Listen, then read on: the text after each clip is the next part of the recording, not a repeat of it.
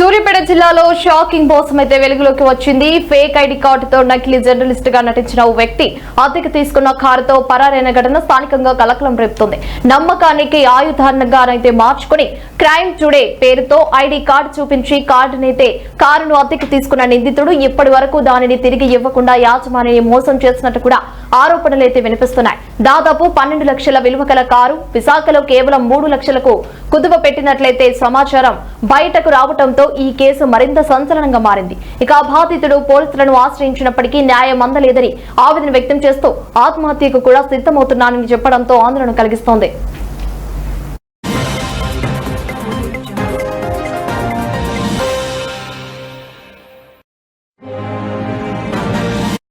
పేరు గుణాలపురి నవీన్ కుమార్.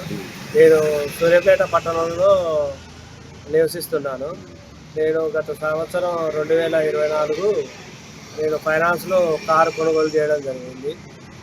అయితే TG05B 4231 car Ertiga నేను గత కొన్ని రోజులుగా కిరాయిని రెంట్కు నడుపుతున్నాను.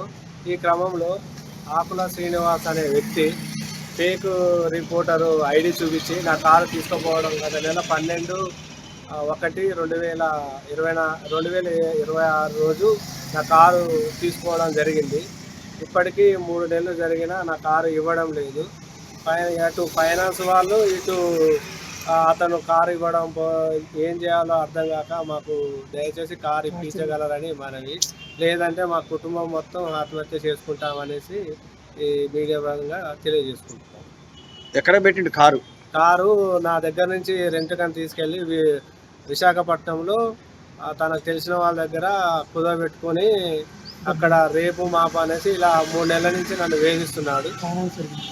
ఫైనాన్సర్ ఈ 3 నెలల నుంచి నన్ను వేధిస్తున్నారు. ఏం చేయాలో నాకు అర్థం కాని పరిస్థితి ఉంది. దయచేసి నాకు న్యాయం చేయగలరని, లేకపోతే ఆత్మహత్య చేసుకుంటాననేసి నేను మీడియా